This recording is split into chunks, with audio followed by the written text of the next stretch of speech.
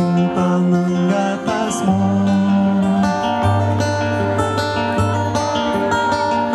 At sa umaga na may kalong ka ng iyong mamang tuwang-tuwa sa'yo.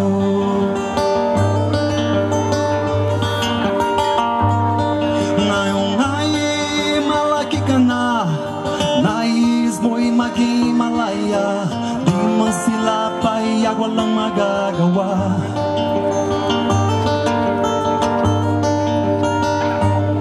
Ikaw nga'y biglang nagbago, naging matigas ang iyong ulo at ang